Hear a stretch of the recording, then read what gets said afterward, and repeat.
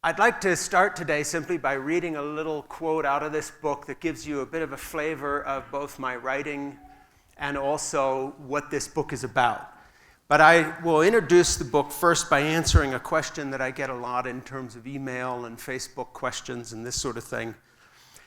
And that is, we live in a very literalistic world of what I think of as certainty addicts who demand everything be defined. And there's sort of an odd phenomena, and that is the bigger the question, does God exist, whatever, in a strange way, the less we can actually know about it, but the more certainty the certainty addicts bring to these questions. And my own opinion is that, the only thing that I have sort of good information about and some conviction about is minor household appliances. And when it comes to the big issues, why I married Jeannie and we've been together for 44 years, the right time to have a child, how I wound up as a writer instead of a movie director, where I live, I think some of you may share this with me. Serendipity kind of intervenes in good planning. And in fact, in my own life, when I look back at the things that I wanted most and then failed to achieve in a lot of areas, those were actually the doors that opened into things backward where I didn't even realize where I was until I looked around and suddenly realized, oh, well, this is what I should be doing, whether it was a small thing or a big thing. So the title of Why I'm an Atheist Who Believes in God is very deliberately provoking and basically telling people, first of all, that labels are nonsense because you may describe yourself as one thing today, but give it 20 years and you may well look at yourself as something else. And we all change on our journey. And in addition to that, besides the fact we change our minds as we journey through life on all sorts of things, when you strip away the mantle we wear of labels to protect ourselves, to identify with a group, whether that's I'm an American, I'm married, I'm white, I'm heterosexual, I'm a writer, I'm a liberal, or I'm a Protestant, or whatever it may be, if we were just individuals, you and me, just one at a time here, and we were stranded on a desert island together with a couple cases of beer, just to sort of start the honesty in the debate, we would soon find that the labels that we brought from the world where we wear clothes and are somebody, like someone says, oh, what do you do? And what they really mean is, what is your job? And that's kind of a who are you shorthand, which of course is nonsense because you're not your work, you're something more. Well, similarly, on a one-on-one basis with a couple cases of beer, stuck on a desert island, stark naked, the conversation we'd all have would be much more basic, and it might soon get to who we really were. And who we really are, most of us, if we're honest, is people who are ambivalent about ourselves. We are on a journey. We change our minds. We are uncertain about many things. And the bigger the concept we're trying to define, the less we're actually able to define it. I'm not just talking about God and belief, but just take the word love. For me, I've been married to Jeannie for these 44 years. I got her pregnant when we were 17 and 18. By the way, try that sometime in a fundamentalist community. It's an interesting experience. And now I have 3 grown children and 5 grandchildren, and Lucy and Jack, and Lucy's 6 and Jack's 4, and Nora Rose is 7 months. They live across the street from Jeannie and I, and we divide our days up between the work we do, which for me is writing, and childcare. We help with the kids, and it's great. I'm back in the little baby stage of life again. The wheel turns, and it's wonderful. But for Jeannie and I, looking back over those years, let's say we tried to define the word love. Or let's say one of my friends came to me and said, oh, how did you stay married for 44 years? The kind of big answer would be nonsense. Go to this seminar, read a book, or here are the 7 things you must do. The real answer always is much more incremental. Well, for a start, I brought Jeannie a cup of coffee in bed this morning because she likes that. That's how I stayed married 44 years. The last huge fight we had, the door slammed, tires squeal on the driveway, somebody leaves, and so forth and so on. And then one or the other of us come back, and then no matter who it is that comes back, I always apologize. So love on that day is that we just hated each other a little less than we did in the morning. And so if you were defining the word love by a 44 marriage as if it was cast in concrete, like some theological idea, well, on some days, love just means you hate your partner a little less. And you come back and you say you're sorry. On another day, it's a cup of coffee in bed. On another day, it's wonderful sex, and you're working on giving each other pleasure. For me, the biggest manifestation of love, as someone who was kind of a jerk teenage father, who was a Calvinist and believed God had put me in charge of my house, and women should do what men say, and little kids should be disciplined, whatever that means.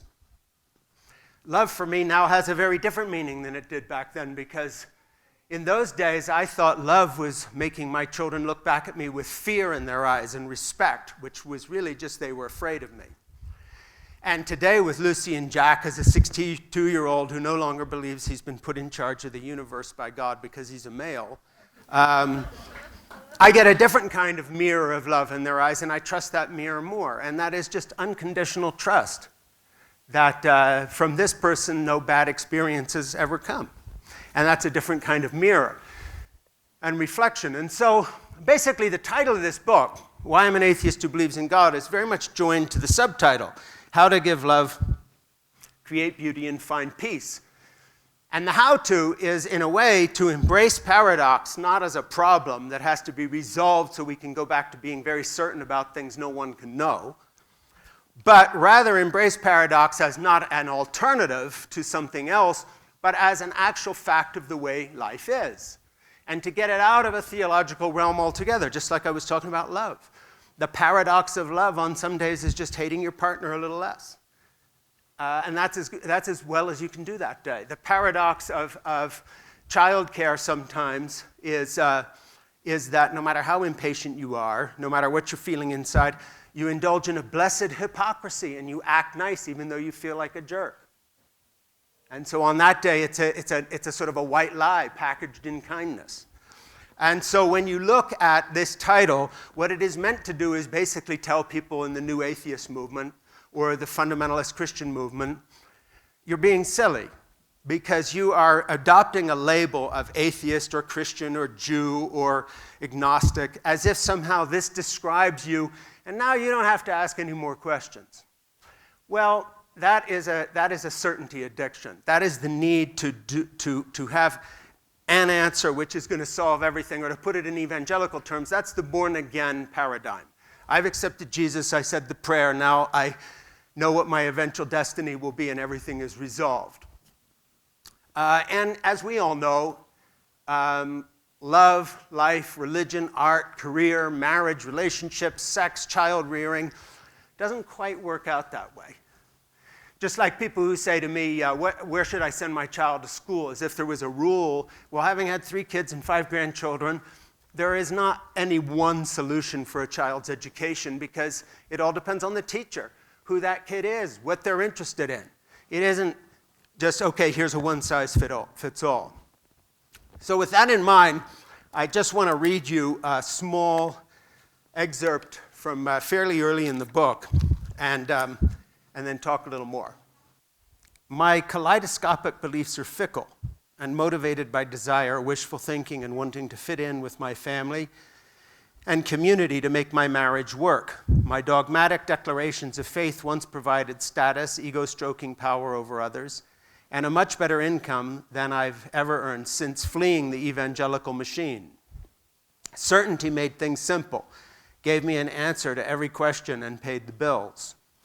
With the acceptance of paradox came a new and blessed uncertainty that began to heal the mental illness called certainty, the kind of certainty that told me that my job was to be head of the home and to order around my wife and children because the Bible says so. Embracing paradox helped me discover that religion is a neurological disorder for which faith is the only cure. These days, I hold two ideas about God simultaneously. He, she, or it exists, and he, she, or it doesn't exist. I don't seesaw between these opposites. I embrace them. I don't view this embrace as requiring a choice between mere emotion and fact, or between evolutionary biology and spirituality. Reality can't be so neatly parsed. Neuroscientists who analyze our chemistry-based brains still fall in love. Preachers declaiming a literal view of the Bible and so-called young earth still use petroleum products, only found because geologists operate on the premise that the earth is 4.54 billion years old. I don't view my embrace of opposites as a kind of agnosticism. I view it as the way things actually are. An agnostic neither believes nor disbelieves in God. I'm not that person.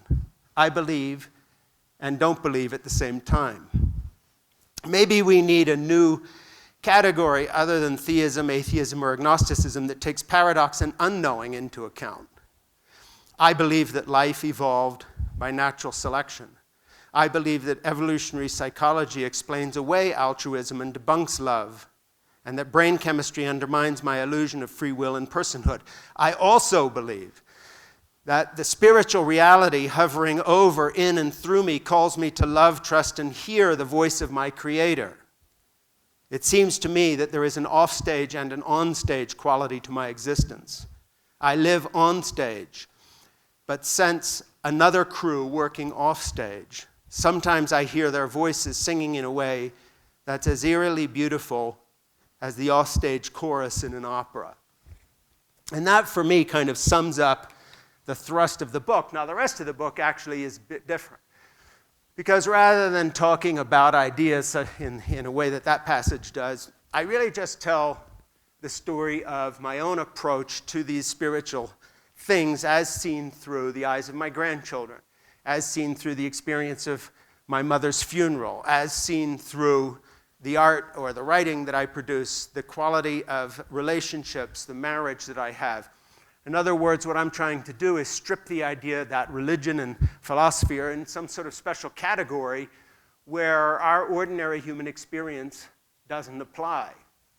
And for me, going back to what I kind of mentioned a moment ago about what you see in a grandchild's eyes, the mirror that I trust in a way more than, say, a book, whether it's the Bible or a book of philosophy or a clever book or whatever it might be, or any theory, is what you see written in the eyes of the people who know you best, where there's a minimum of bullshit because they actually know who you are. You can't get away with anything.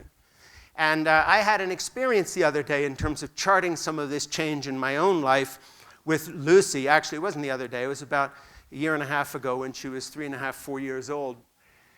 And she set a table napkin on fire in our porch by placing it over a candle, which seemed to her to be a good idea at the time. And my experience of that was an interesting instruction for me, unlooked for, because I went in and I used a pair of tongs to take it off, and I took it to the kitchen sink and dropped it in and put water on it, and everything was fine. A couple seconds later, and it wouldn't have been.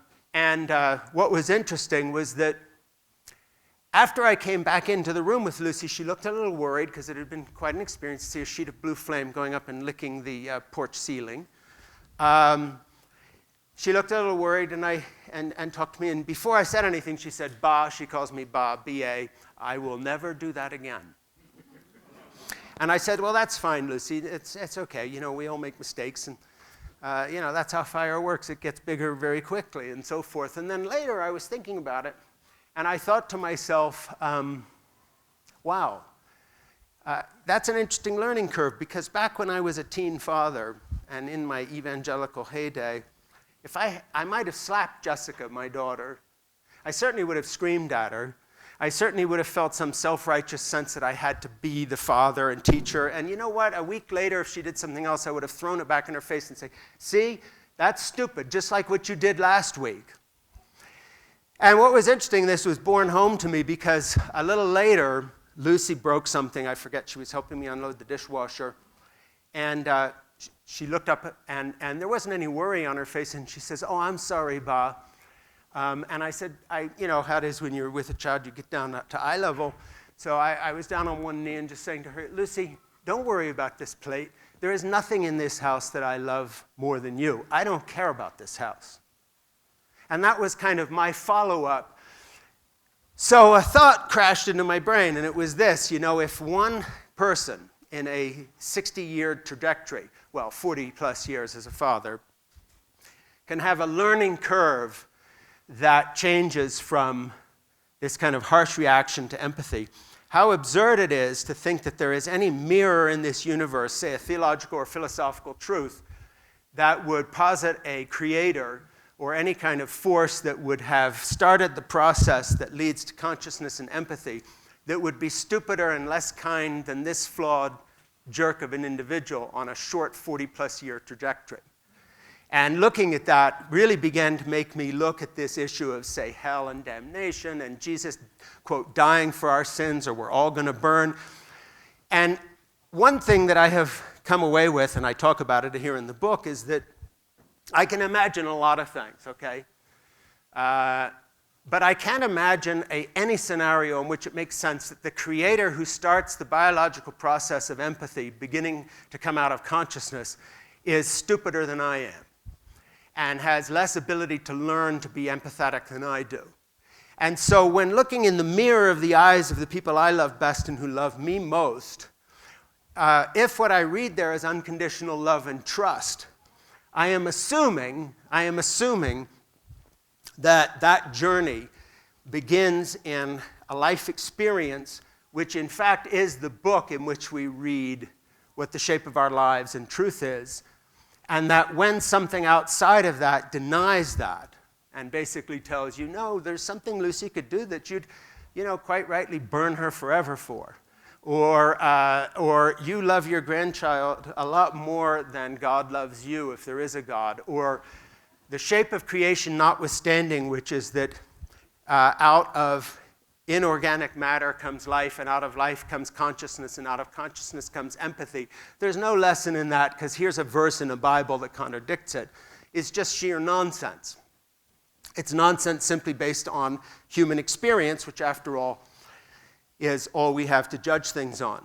And so one of the things I find problematic about these easy labels of, say, atheist or Christian or this or that, is that the arguments that support them are entirely circular. I'll give you an example outside of Christianity that I talk about here in the book. I remember Carl Sagan's famous Blue Dot piece of writing where he was one of the first people to talk about how small and insignificant we are and so forth. And I have a thing in the book about it where I'm saying that, where I get off the boat is that it's, again, an entirely circular argument. What is scale? Well, scale is an arbitrary measurement. So when we say the universe is huge and we are small and we're on a mote of dust floating in a corner of an insignificant galaxy and you're like a germ on this mote, on and on and on, the question that has to be asked always about that is, compared to what? A 12-inch first-grade ruler? What are you small compared to? Similarly, when you have an evangelical Christian who's arguing with you and what they're doing is quoting a Bible verse to prove a Bible verse, that's like me quoting myself out of my own book to prove I'm a great writer. Well, of course I'd say that. The point is, you need an outside review. So the compared to what question, I think, is very essential when it comes to these issues. Well, I don't feel small, but I don't feel significant based on theology or cosmology. I feel significant because this summer I got tears in my eyes, believe it or not, when Lucy handed me a sun-warmed, ripened tomato and I bit into it and it tasted exactly like the picnic lunches my mother, who died 2 years ago, used to serve me on vacation. And suddenly her whole life and my whole life and these grandchildren's whole life and planting a little plant in the spring and being able to harvest a tomato off of it late in July came into a circle of significance of human experience and love and empathy and meaning that has nothing to do with the size of the universe or cosmology or whether there's a God or not a God. It boils down to something very different, and that is I have significance because I feel significant. I contemplate the universe. It doesn't contemplate me. The universe doesn't tell Lucy stories about its mother. I do.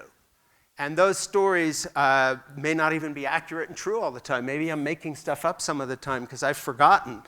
But in the end, all language is metaphor anyway. So that's just how it goes. Or as Lucy said to me the other day after having told me a long rigmarole about her teacher had been in a terrible accident and now had a glass eye, and I said, really? And she listened to me a little bit. She has a big imagination. And she listened, and I said, really? Your teacher has a glass eye now? When did the accident happen? And as we got bogged down in details, she looked at me. This is so great. I mean, she's 6, and she says, "Ba," and I said, "What, Lucy?" And she says, "It's not strictly true." I thought that's pretty good. Well, most of what we say is not strictly true. But in any case, as I looked at this kind of path, the funny thing is that where I feel the presence of God in my life, which I do feel, the sense of an offstage presence, is always less in terms of the arguments about God than it is in terms of the serendipitous experiences that have nothing to do with theology. Whether it's a tremendous piece of art impacting you, or whether it is just seeing Lucy run to me when I pick her up at preschool. Well, that was last year. Now she's in first grade, the day she went down there. I had a funny thing. My friend Sam, who's a movie producer in Hollywood that I used to work with, always worries about my career a little bit because, I'm spending so much time with my grandchildren. And he thinks I ought to be maybe doing more get out on the writing circuit more or whatever, and isn't there somebody else who can take care of him, whatever. And so unconsciously the other day, Sam said to me, "Well, where have you been?" And I said, "Well, I just came back from preschool with the kids." And he says, "Well, what were you doing down there?" Now listen to the wording carefully. And I said this off the cuff unconsciously. I didn't choose it. I said, "Well, I was just down there hanging around with the other young mothers." And there's this long pause, and he said, "The other young mothers? What did you just say?" But the funny thing is, here's the deal where the rubber really hits the road in human experience. We always talk about gender differences and who's gay and who's not gay and who should be married and who's not, and male and female. But let me tell you about just being human for a minute. And this is where I think the real story of our lives is. Something struck me. Jack and Lucy came running out when they were both there. Now Lucy's in first grade. Jack still goes 3 days a week. So here I am, mostly with the other young mothers, and I'm a 62-year-old grandfather. And they used to look at me sort of weirdly, as in maybe somebody should call the police. Who is this guy? But then, they Googled me, which is, and somebody found I'd been interviewed by Oprah, which after that it was fine. You're in. He couldn't be dangerous, and Oprah met him, which is crazy because hasn't she interviewed serial killers? Okay, never mind that. But anyway, but here's the deal. So the kids are running out, and I'm meeting them. And so you're always down sort of like this. And then there's these other young mothers meeting me. And I look at them, and it occurs to me that just as Paul said, in Jesus there's neither female nor male nor Jew nor Gentile. For 1 minute, as this child runs into my arms and Lucy calls "Ba," and I hear other little children saying "Mom," I know something. I don't think it, I know it. Powerfully. If anything happened to this child, my Lucy, or to their little child, for this young mother or my young mother, no matter who we are or what our backgrounds is, our life as we know it would end. At that moment, there's absolute empathy and understanding. It's based in who we are as human beings, in those things that touch us that are beyond description, because neither she nor I could describe what we're feeling. It's too powerful for words. It's too big to be written down. It's the real stuff. So yes, I think that when I pray, it makes sense because there's more going on out there off stage, as it were, than on stage. But to try to nail it down and describe it is absurd, as it would be to say, shove a microphone in that mother's face and say, "Now explain what you're feeling." I know what she's feeling, because even the thought of something happening to Lucy or to Jack or to Nora is devastating. Lucy made me think of this the other day. My mom died 2 years ago, and as she was getting sick, she was in Switzerland with my sister Debbie. Lucy and I would Skype with her, and Mom, as happens with some elderly people, she was 98 when she died, had forgotten so much about memories of recent days. But she could remember being a 6-year-old child in China on a missionary compound. And so what Lucy and I would do, Mom wrote this great children's book about her life as a child in China. And so what I would do on Skype is I'd put Lucy on my lap, and she was about 4 then, and Lucy loves this book, and I would read out loud to both of them. And then Lucy would stop and ask her great-grandmother questions. It was a very precious thing. But after Mom died, Lucy kept saying, well, why has Noni died? Why has she died? Why has she died? And I would tell her, well, she got very old. And then Jeannie's mom had died a little bit before. Why has she died? Because she got very old. And then one day we were walking up the drive, and Lucy takes my hand and stops me. Okay, so this is serious. We're walking, and now all of a sudden like that. Oh, okay, what do you want, Lucy? She looks at me very earnestly. And having heard about, she died because she got old. And I said, what do you want, Lucy? And she says, Ba, yes, Lucy, when you pray, because she knows I pray, will you please ask God to make you grow old slowly? Okay. Every single person here who ever has had a child or loved anyone knows exactly what that meant to me. I don't have to explain why there were tears on my cheeks and I turned away from her as I walked on, because this is human life. This is the real stuff. The problem with theology is it's words to describe stuff, and the words are never as valuable as the thing that they're trying to describe. Real art only means one thing. There's only one real reaction to great art. It's not a critique or anything else. And I write about art and I do reviews, so thank God for my hypocrisy, or I'd be out of a job about my writing. But the real reaction to great art, there's only one. Wow. That's it. It hits you on another level. If it can be talked about, then it isn't that kind of nonverbal truth that great music brings you, or that, a poem, or just seeing a painting, or something in nature, or just the look in a loved one's eyes. Wow. Well, similarly, with these things that happen in life, they're never the big arguments that carry the weight. It's always this moment. And of course, in the Christian tradition I come from, the best of the Christian tradition, the mystical tradition that goes back to the Desert Fathers, the truth that they held forth on so much was always based on this idea of hearing the voice of God in the silence, not in some big statement about the voice of God. Hearing the voice of God in a nonverbal way. And of course, what they meant by that is very much the same thing that I was talking about experiencing with little Lucy running into my arms and looking at these other young mothers and realizing, hey, gender doesn't matter at this point.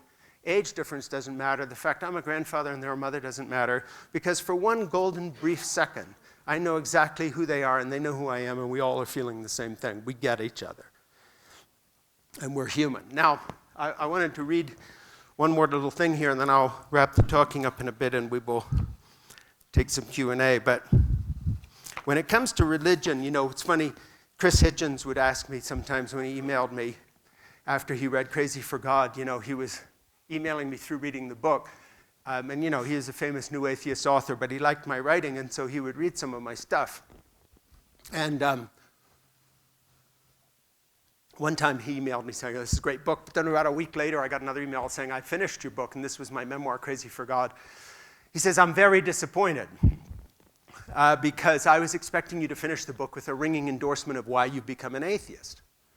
And the funny thing is, I was also getting emails at the same time, because the book had come out recently, from some of my old evangelical friends saying, we're very disappointed. We understand your journey and everything else, but where was your final clear declaration that you're still a Christian? And I thought, change a word or two. We got the same email here, which is, and I got sick of writing the same email and answer, which is why I wrote this book. I mean, it really came out of a genuine correspondence that got my mind thinking. But in this correspondence, if you read the book, you'll see that I talk about the reason I go to church is for the same reason that in The Great Lebowski, they go bowling. But you'll get to that in the book. It's called liturgy and it's called community, but never mind. They did it with, he smoked in joints in the bath and drank White Russians, and I go to Greek Orthodox liturgies, but it all comes out the same in the end. But anyway, I want to read you a little passage here that I hope illumines a little bit of what I'm talking about as it impacts spirituality and why I go to church and why I still consider myself a believer, try to follow Jesus as I talk about here in the book, and at the same time, certainly would not describe myself as a Christian in terms of North American experience of most Christianity. I don't mean individuals, but just sort of the group thing. But anyway, this will get us close to the conclusion of the talk, and then we'll do some Q&A. I was shuffling forward in the communion line with Lucy in my arms. I was lost in gloomy thoughts, brooding on my past and on my doubts, my failures, and my meanness to Jeannie when I was young, stupid, and so woefully controlling. Let me just say, I go to a Greek Orthodox church. Imagine this is the church. There's sort of an aisle here, and the priest stands with a chalice, and he spoons out the communion with the spoon, like you're feeding a baby food, except this is wine and bread. And so you can be in the line quite a long time. And I was feeling that going to church was a waste of time. I was feeling unworthy in every sense of the word and sinking into a gray depression. Lucy and Jack are always in and out of my arms in church, as they have been since they were born. So I'd actually forgotten I was holding her. These days, I hardly know how to be in church without a grandchild riding on my hip.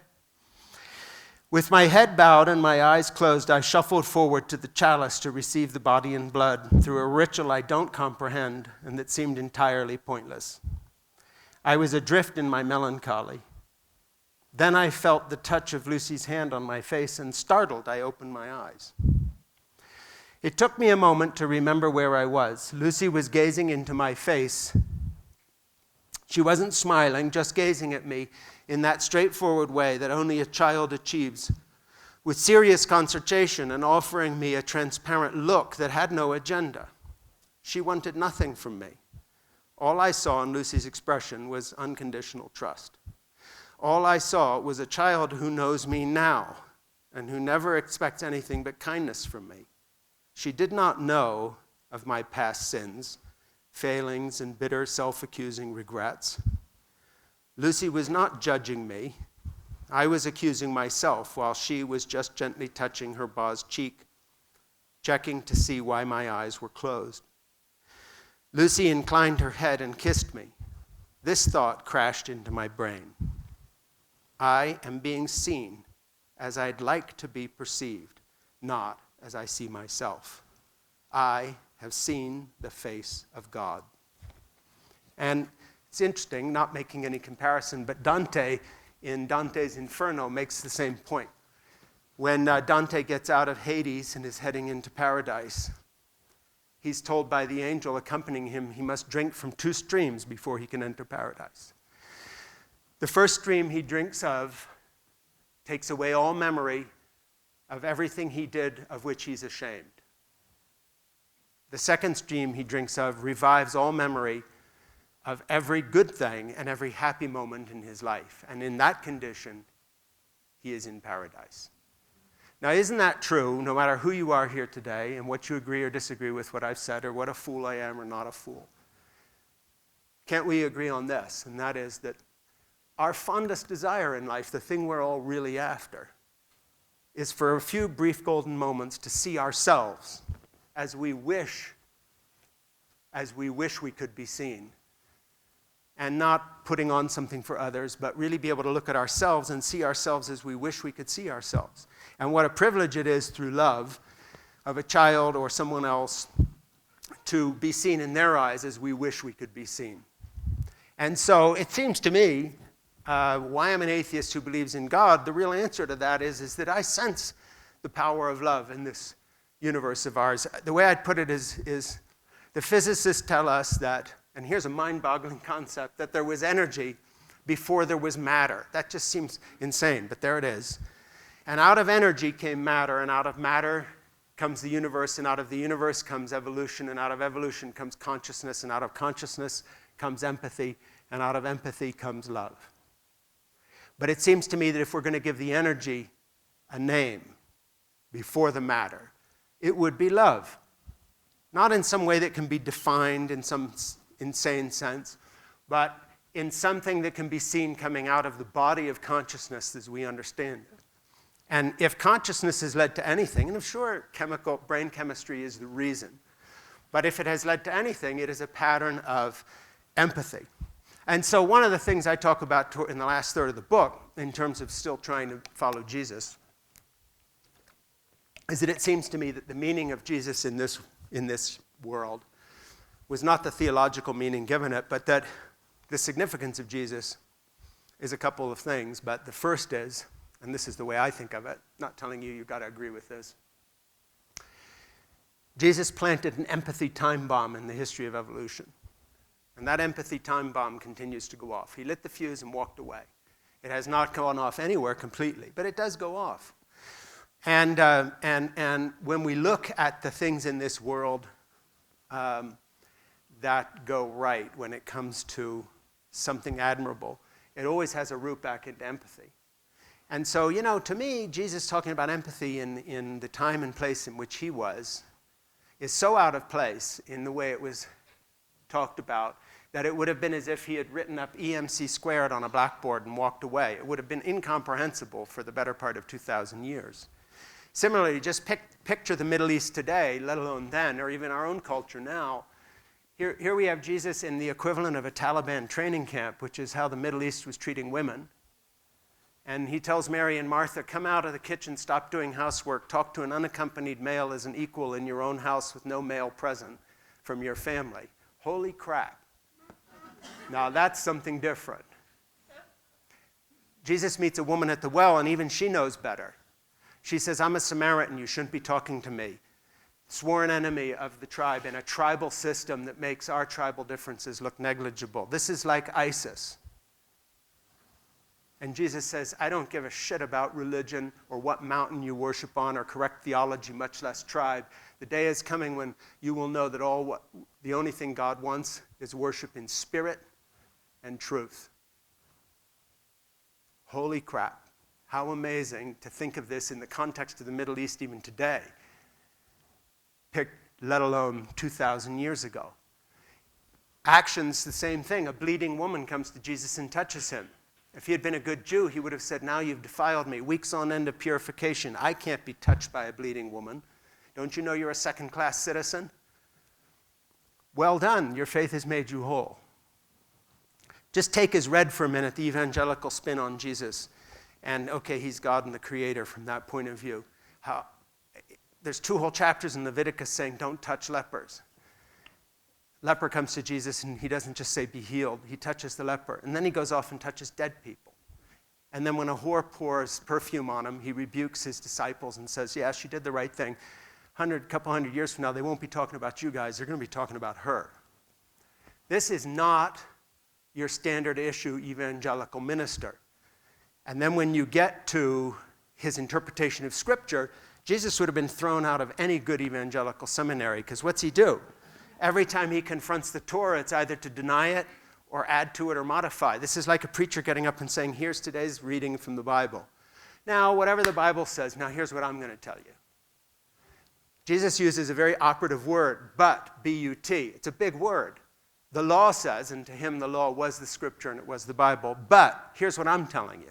And then he lives it. So one of the reasons I'm an atheist who believes in God and takes as my roadmap trying to follow Jesus in some stupid way is not because I've come up with some huge, great idea, this has been revealed to me. Let's admit it. Belief is 99% circumstances and almost nothing to do with logical process. Do you really think we'd all be sitting here having this discussion about Jesus if we had been born in Riyadh in 1500 and were the sons and daughters of an imam? Of course not.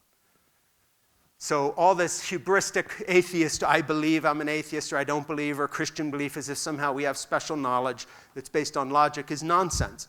Belief is all circumstance and almost no decision. Why do I go to church?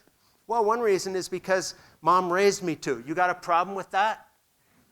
You got a better reason? I feel comfortable there. You have a better reason? You want to spin a theory out? Why do I like playing with children? Because I was raised in a family where children mattered and people were kind to me, even though there were lots of things going on and so forth. So that's my background. Why do I talk about the Christian God? And I'm not sitting here quoting an imam or Buddha because I think they're less than me? No, not at all. But I can't pretend to be in every culture and every place in history at once. Why do I speak from the point of view of a white American male? Because I'm a white American male. And so another voice would be false. So let's stop pretending that we come to these things on a neutral playing field and somehow we have special knowledge. The reason I am interested in Jesus is because I was raised to be. The reason I am talking about Jesus and not some other person is because I wasn't born in 10th century China. Okay, I'm here. So this is who we are. So instead of trying to parse a course and say, what is my sincere belief, what's really me, whether it is nurture and nature, and let's just deal with who we are as people and start from there honestly. And then cut to those things like those children running into our arms where we understand each other and others from a common point of view. That's where spirituality makes sense. And that, by the way, is where art builds a bridge to other cultures, because guess what? It isn't just young mothers. We can look like I did the other day in this fantastic art museum in Kansas City, which is one of the best art museums in America. And there was this Chinese frieze. And I walked around a corner, and I was just killing time before my event in the library. All I wanted was lunch. And I took the wrong turn, and I was confronted by this fantastic Chinese carving made in the 4th century, and was stunned. And I knew more in a way about that 4th century anonymous Chinese stone carver just by looking at what he did than I know about you guys, because there it was. This is who this man was. He had carved all the cheekbones higher than the noses that would look incorrect in a flat light, but were correct because this was in a cave, and that's how the light fell from the cave. And God bless the curators. They had lit it correctly with an indirect light from the side. And I could see what this guy had done, and he was supposed to be primitive in a culture that's alien to me. And I'm looking and saying, well, next time the Chinese stand up and say, we are the greatest civilization on earth, I'm going to have to say, well, you have a point. I'm, sorry for my Western hubris, because anybody that can do this in the 4th century on a cave wall by torchlight, still accommodating for the light coming in from a cave wall. And I felt like I was sort of slapping this artist a high five and saying, I'm standing here, man. I know who you are. You're me. You're doing here what I try to do in my paintings, only you're doing it better. Thank you. And at that moment, all the distances and cultural anomalies, and I'm white and here, shrink, because it's me and that stone carver from the 4th century. We're on the same page, just like that mom saying, I love you, Betty, and me, I love you, Lucy, and we understand each other. And that's where the offstage voice comes in. And it has nothing to do with theology or correct belief, or if you don't believe the right thing, God hates you now and will burn you. Do you think if Lucy tells me that I have 8 arms and 2 heads and there's 6 of me, I'm going to condemn her for eternity to burn because she didn't say the right words or forgot the date of my birthday? This is insane. So our common human experience tells us something. And I'm going to end here and we'll have a few questions. 1, we are biological machines. Period. 2, from the eyes of those biological machines, look weird spiritual creatures that think they're more. That's who we are. And that is a paradox. Deal with it. And there's no way to escape it. So if you're a neuroscientist and you're sure there's no such thing as personality, great. But you still go home, pick up that little girl and say, I love you. So you are a blessed hypocrite, just like my mom was, who said that to be a homosexual was wrong, and yet she greeted every gay person who came to L'Abri with open arms and welcomed them as if she was running some sort of a hippie commune. Thank God for our blessed hypocrisies.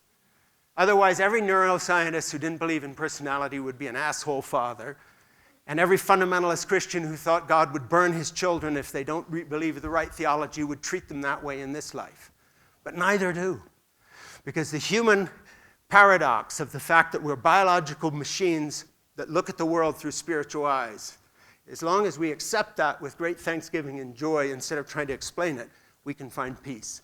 It's all the crazy explanations that drive us into these insane things that divide us one from the other, because we have all these big ideas about stuff we can't know anything about, when instead we ought to concentrate. As I said earlier on, bringing our wife a cup of coffee in bed, greeting that child in preschool, and that's the whole deal. That's not the details, and then these big things are the deal. That's the big thing. So with that said, I'll take a couple questions, and then, hey. Drew was saying he had been at L'Abri, which was my parents' ministry back in the day, and to me, does it still matter am I trying to still get other people to follow Jesus, and does it matter in some absolute sense? Is that correct? Yeah, let me first rephrase one part of your question, and I'm not trying to be a smartass here. Jesus never said anything. When we say Jesus said or God says or the Bible says, what we really have to do is back off a step and say, the person who wrote down the oral tradition of what Jesus said, says he said. Those are two different questions. It's one thing to quote my talk here. It's another thing to quote somebody writing down what was told to them 100 years later and was told and told and told. So what we have left of Jesus, or anything in the Bible or anything in history, is what someone said about what was said. So that being the point, we can never actually go back and say, well, the Bible says or Jesus says. You have to deal with the individual author. The amazing thing, and I'm not ducking your question, to me is what survives of Jesus' teaching and example in a book that is otherwise such a misogynist and backward book. Because obviously the people editing it were uncomfortable with it, and I'll give you an example. You have the Apostle Paul, who seems to have absolutely understood what Jesus is said to have said in the way I've been reporting it here today, when he says, in Christ, in Jesus, there is neither Jew nor Gentile, nor male nor female. Well, there's the end of your discussion about gay marriage. There's your end of discussion about who's saved and lost. We're part of the human family. A little while later, he's just a really good Middle Eastern man trying to build an organization and raise money. Because he says, by the way, women should sit down, shut up, keep their head covered, don't talk, don't stand up, don't preach, don't even pray in public. Now, this is not a follower at that point of someone who was so outside of his place in time that he said the exact opposite to every single woman he met, both in action and in words. And so basically you're saying, well, man, if this guy's reporting to me Jesus' intent and his teaching, I'm not sure I trust all of it, because he obviously is a very different person than what was reported about what Jesus said. So I don't go to that kind of easy thing where you say, well, Jesus said, and no, I'm afraid not. It's somebody wrote something down that was said about what Jesus said, and that, unfortunately, is the way things are. I look at Jesus as somewhat unfortunate in that his story is stuck in a really mediocre biography. Because a lot of that biography, there's a God who he's telling people, go worship this God in spirit and truth, and you flip the pages back, and this God, quote unquote, is commanding genocide and telling Saul, you screwed up because you didn't kill all the women and children. I wanted them all dead. So that God is the God of ISIS. That's the God of carpet bombing. That's the God of Auschwitz. Not the God that wanted to save the Jews, the God that made it happen. Now, if you're in that train, then Jesus doesn't belong in this book. But if that book is, as a lot of Jews have seen it through history, an argument between different ideas about who God might be, then from the point of view of Christian history and interpretation, Jesus somewhat resolves the argument by saying, the Torah may say, but here's what I say. And of course, it's what he's reported to say. So with that little bit of a caveat, I would say it matters very much if you follow Jesus, just as Voltaire said that. There'd be no enlightenment if Voltaire had not been trying to follow Jesus rather than following the Roman Catholic Church. So maybe the best route to following Jesus is to become an atheist, because the people who are following Jesus are basically leading the world away from that path. And that's been the history of the church and the tragedy. And that's why I say it's an empathy time bomb. It hasn't gone off anywhere. It is going off. It's going off every time a black man can vote. It's going off every time it's no longer cool to hit your wife. It's going off every time a woman is allowed to preach. It's going off every time a gay couple can get married. It's going off every time World Vision feeds children and then sticks with their declaration saying that they're going to allow gay people to work for them. But at the same time, that bomb is not going off when the editor of Christianity Today magazine teams up with 13 other evangelical leaders and writes to Barack Obama demanding on a basis of religious freedom to be exempted from common civil rights laws defending the right to employment to gay people. Nothing more than that. Then the bomb's not going off. Then those guys are anti-Jesus. I won't say anti-Christ because it's too loaded. And they're certainly not following anything to do with this, what filtered through. So, to me, one of the proofs that Jesus is amazing, and I hope people do follow Jesus, and one reason I do, is precisely because of the statistical unlikelihood of his story as it was reported by other people who were clearly stuck in their moment, as Paul proves, to survive. And, it's so interesting to me that all four Gospels report that his followers were so disturbed when he allowed the whore to put perfume on him. The four Gospels don't all report much of the same thing at all, as we all know. One of the areas they agree is that everybody was slightly pissed off at this.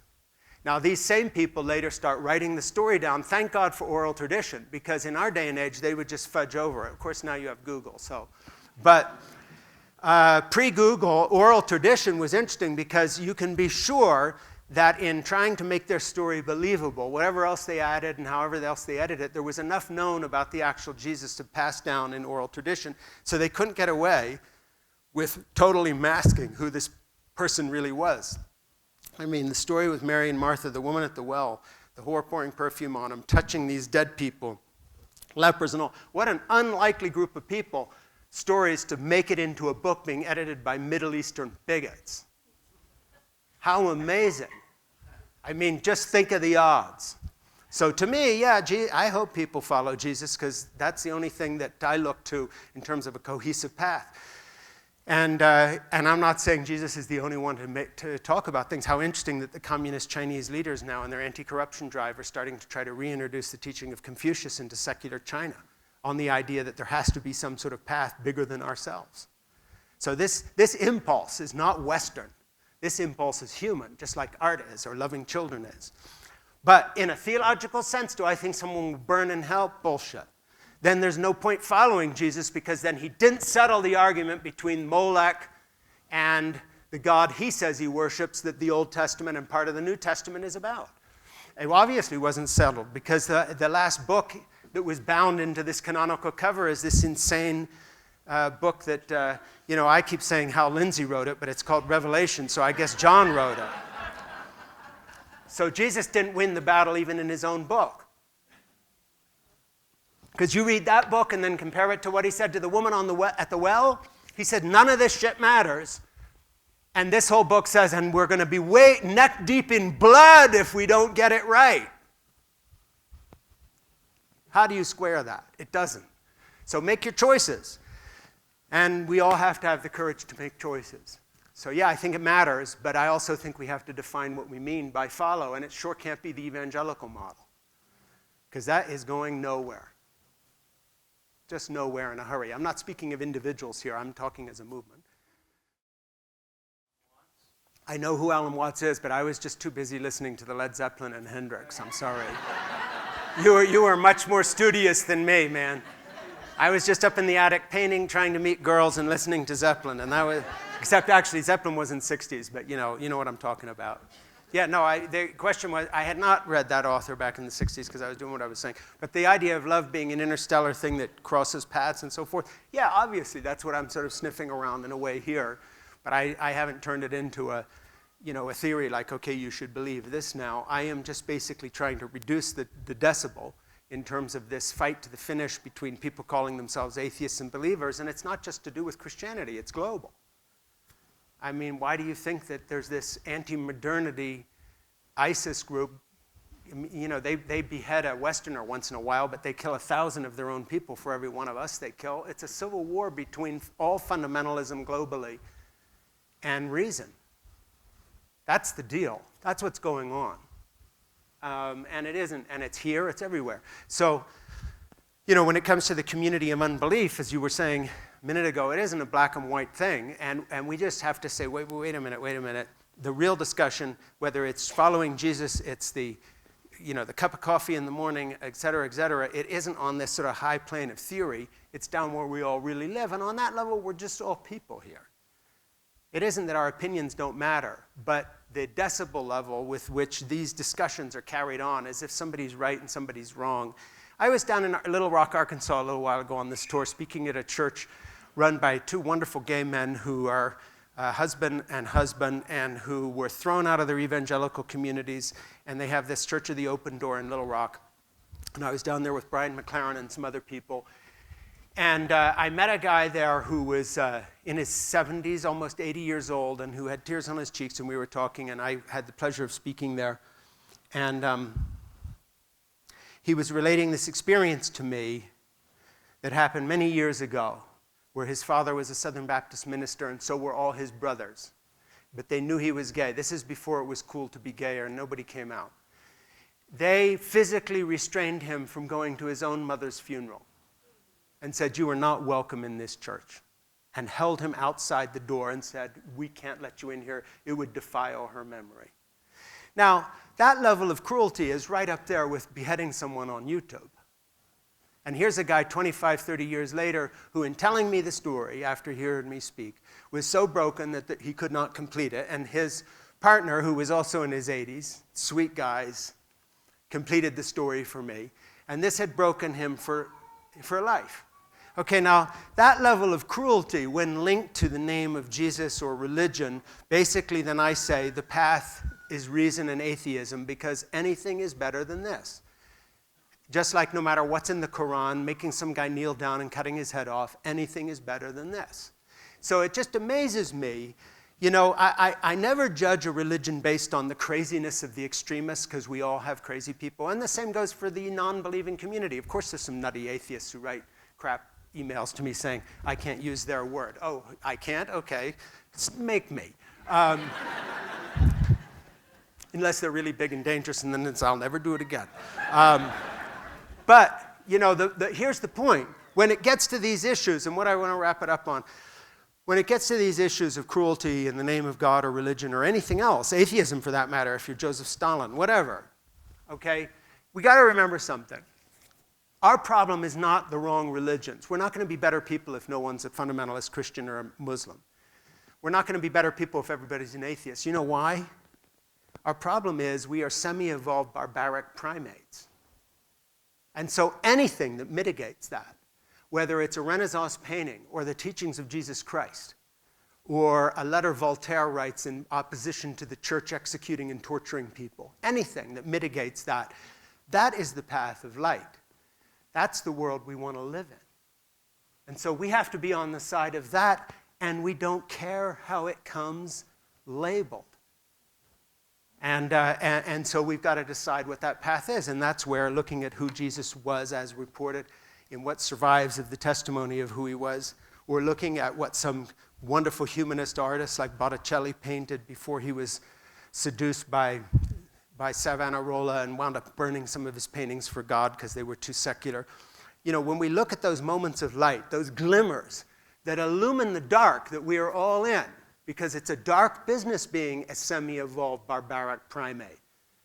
Look in the mirror if you don't believe me. Think about your life honestly for 10 seconds. This is no picnic. I don't care how nice you are. We all have secrets, and we're all ashamed. And it's not because we're original sin. It's because we're on an evolutionary path in which we're just conscious enough to know we're assholes. So, you know, with that final word, I'll see you out there. Thank you.